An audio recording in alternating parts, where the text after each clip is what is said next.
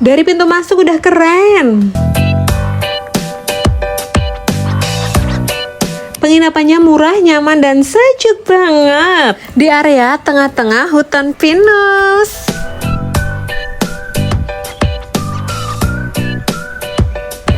Halo, welcome back to my channel Daily Mami Susan. Hari ini aku mau explore tempat menarik sekitaran rumah aku. Kalau yang deket aja ada paket komplit, indah, cantik, dan menarik, gak perlu kita jauh-jauh.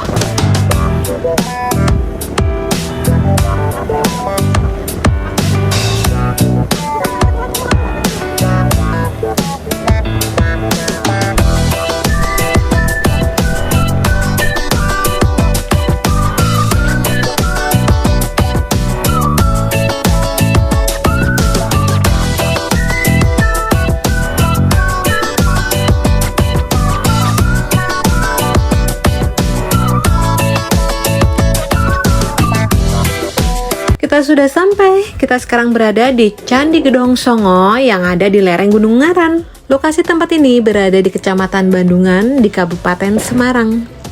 Langsung aja kita akan menuju tempat tiket untuk membeli tiket masuknya. Counter tiket sendiri udah buka dari jam 7 pagi sampai jam 5 sore. Sekarang kita mau beli dulu. Untuk wisatawan lokal dibanderol dengan harga 15.000 per orang, dan untuk wisatawan mancanegara 75.000 per orang. Gimana? Murah kan? Setelah kita dapatkan tiketnya, kita akan scan barcode ini di pintu masuk. Setelah kita melewati pintu masuk, kita udah bisa merasakan hawa-hawa sejuk di sini dan view yang bagus banget. Jadi ceritanya, Candi Gedong Songo ini merupakan salah satu candi peninggalan budaya Hindu pada zaman dulu. Dan kenapa namanya Gedong Songo? Karena Songo itu dalam bahasa Jawa artinya 9, dan candi di sini jumlahnya itu ada 9. Dari pintu masuk kita udah disajikan dengan toko-toko yang menjual aneka makanan dan pernak-pernik seperti bunga, pernak-pernik gantungan kunci, dan masih banyak lagi. Kebetulan ini adalah hari pertama puasa Ramadan di tahun 2025, jadi tokonya mungkin banyak yang nggak buka. Sekarang kita akan menuju Candi 1.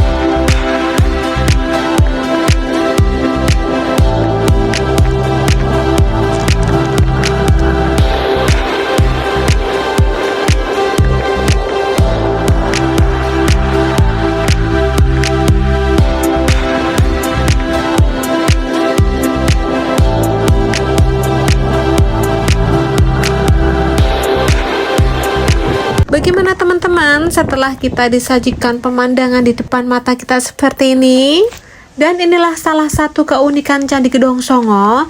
Candinya itu tidak berjajar ada 9, tapi alias berpencar-pencar di lereng Gunung Ngaran ini. Tepat di depan kita ini ada Candi 1. Kita bisa melewati jalur kanan dan kiri, tapi biasanya orang-orang banyak melewati jalur sebelah kiri karena view-nya lebih bagus. Dan saking bagusnya sempat viral juga di sosial media. Yuk kita lihat.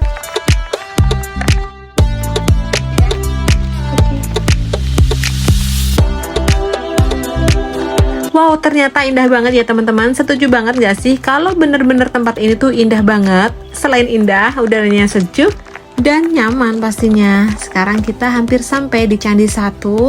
Walaupun lokasinya cukup jauh dari pintu utama tadi, tapi yakin deh gak berasa. Tahu-tahu kita sudah berada di Candi 1. Dan inilah penampakan Candi 1 di Candi Gedong Songo ini. Untuk bangunan candinya sendiri tidak utuh sempurna untuk bagian atasnya, dan kita tidak bisa naik sampai masuk ke dalam dengan alasan keamanan. Dan inilah penampakan dari luar untuk bagian dalamnya. Maklum juga karena candi ini tuh udah tua sekali, dan candi ini ditemukan pada tahun 1804. Sedangkan candi ini sendiri sudah ada dari abad ke-8. Wow, sudah lama sekali kan? Lanjut kita akan menuju Candi 2. Untuk jalur pendakian ke Candi 2, di sini ada 2 jalur. Jalur tanpa biaya masuk dan jalur dengan biaya masuk. Kita pilih yang mana? Aku pilih jalur dengan biaya masuk. Ada apa di sana? Yuk kita lihat. Jadi jika jalur tanpa biaya tambahan kita bisa lurus dan naik ke atas, sedangkan dengan biaya tambahan kita bisa lewat sini.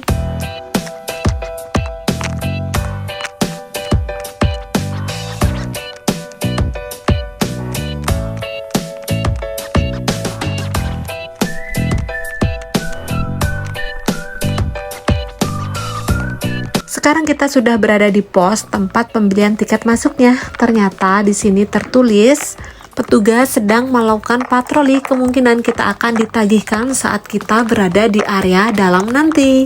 Yuk kita langsung aja naik ke atas karena loketnya di sini tutup. Kita bisa langsung masuk aja. Dan ada apa sih di dalam? Selamat datang Vanaprastha Gedong Songo Park. Ternyata kita melewati area park. Untuk memasuki area park di sini, kita dikenakan cas Rp15.000 per orang. Cukup murah buat aku karena kita akan mendapatkan view yang sangat luar biasa, hutan pinus. Di sini juga tersedia penginapan-penginapan yang aku dengar harganya cukup ramah di kantong. Yuk kita lihat.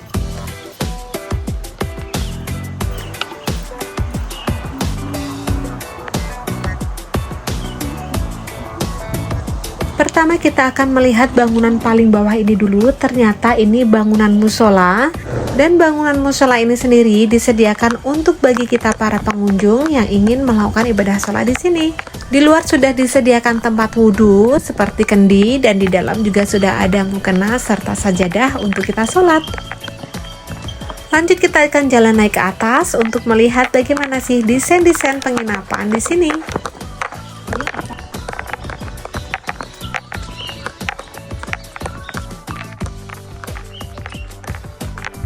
Jadi penginapan di sini itu bermodelkan rumah panggung dengan desain rumah adat Jawa. Aku bertanya untuk menyewa satu rumah ini dibanderol dengan harga Rp1.500.000 per malam, dan kita bisa mendapatkan fasilitas 8 bed di dalamnya serta plus breakfast saat paginya. Gimana?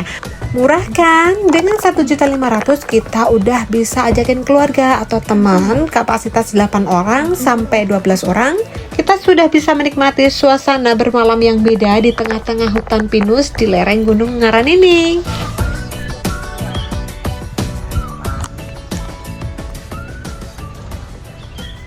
Kebetulan saat aku berkunjung sekarang ini berpapasan dengan banyaknya tamu yang datang dari mancanegara. Makanya aku lihat di taman ini sudah banyak kuda-kuda yang sengaja dipersiapkan untuk menyambut tamu dari mancanegara itu untuk berkeliling dan menikmati view suasana Gedong Songo ini dengan naik kuda. Jadi turis ini tuh datang dengan menggunakan kapal pesiar yang diangkut dari pelabuhan dan mereka dibawa ke Candi Gedong Songo ini. Di Candi Gedong Songo ini udah dipersiapkan karena sebelumnya udah reservasi dulu, jadi kudanya semuanya udah siap. Seperti aku ini juga, jika aku nggak mau jalan kaki dan aku mau memakai jasa dengan naik kuda, aku juga bisa kok menyewa kudanya.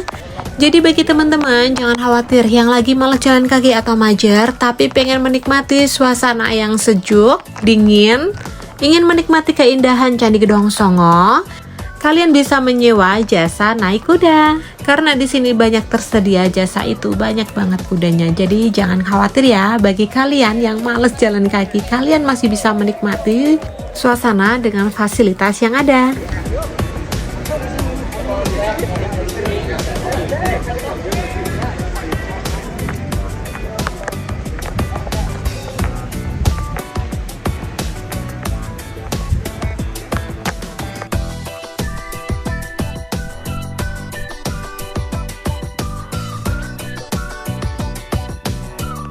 Oke teman-teman, sekarang kita akan melanjutkan perjalanan kita. Karena turisnya sudah semua diangkut menggunakan kuda, jadi kita bisa lewat jalur ini melanjutkan perjalanan kita menuju Candi 2. Jarak Candi 1 ke Candi 2 menurut aku cukup jauh juga, tapi jarak untuk Candi 2 ke 3 dan seterusnya menurut aku nggak begitu jauh seperti jarak 1 ke 2. Jadi tetap semangat, perjalanan kita masih panjang. Tapi semuanya akan terbayarkan dengan view yang sangat indah di tempat ini.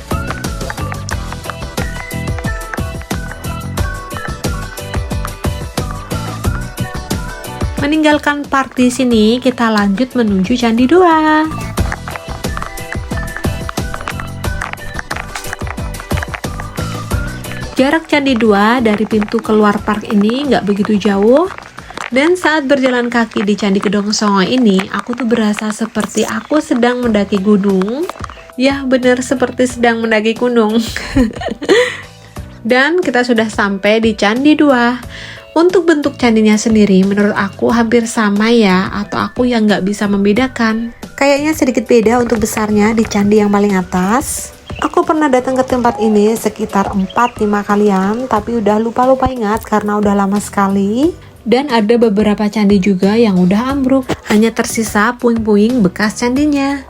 Untuk lokasi candi 3, 4, dan seterusnya berada di atas dan di seberang bukit ini.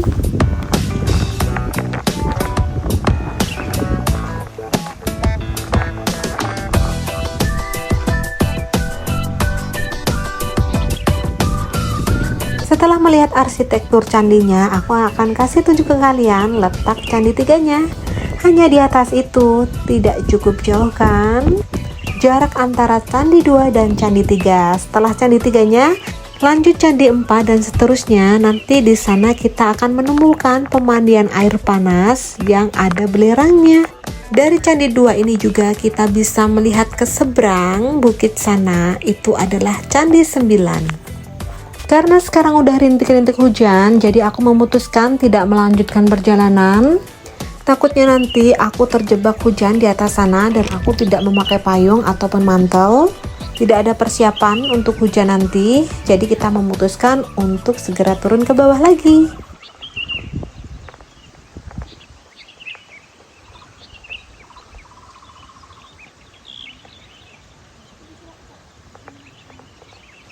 Oke teman-teman, sekarang kita mau turun ke bawah. Dan aku harap walaupun kita hanya sampai candi 2, semoga video ini sudah cukup bisa menginspirasi dan terutama bisa menarik hati kalian untuk tertarik mengunjungi tempat ini. Karena tempat ini tuh bener-bener asik, bagus banget, dan tentunya penuh edukasi untuk mengenalkan kita pada budaya-budaya leluhur kita dahulu.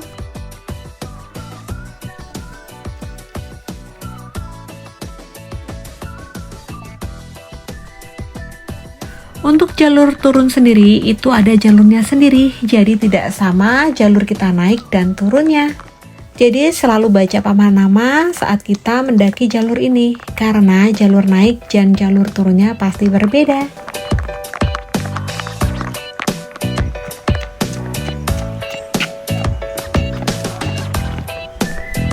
Aku gagal fokus dengan jalan turun ini karena di depan kita pemandangannya gak di atas, gak di bawah, semuanya bagus. Dan di bawah ini adalah jalur pendaki yang turun dari Candi 9. Semua jalur turun berada di titik tempat penyewaan kuda di sana. Dan tempat penyewaan kuda ini berada di jalur dekat dengan Candi 1. Jadi kita sudah berada di candi paling bawah sekarang. Adapun kalian yang masih ingin di sini dan ingin duduk-duduk bersantai tapi lupa bawa tikar, tenang aja karena di sini ada jasa penyewaan tikar dengan biaya hanya Rp10.000 saja. Sangatlah murah. Dan aku lihat walaupun ini di bulan Ramadan, masih juga banyak pengunjung yang datang ke sini. Dan inilah jalur keluar kita. Nanti di jalur keluar kita akan dijamu dengan pemandangan para pedagang yang akan menjajakan dagangannya. Ada street food, ada makanan, ada pernak-pernik, ada kaos, dan masih banyak lagi. Tapi sayangnya ini di Ramadan, jadi banyak toko yang nggak buka. Adapun yang menjual tanaman-tanaman hias dengan harga yang sangat bersahabat sekali di kantong kita. Oke teman-teman, terima kasih telah menyaksikan video aku. Jangan lupa selalu dukung channel aku dengan cara mensubscribe, like, dan selalu tinggalkan kolom komentar jika kalian sudah menonton video ini. Bye bye, see you in the next video.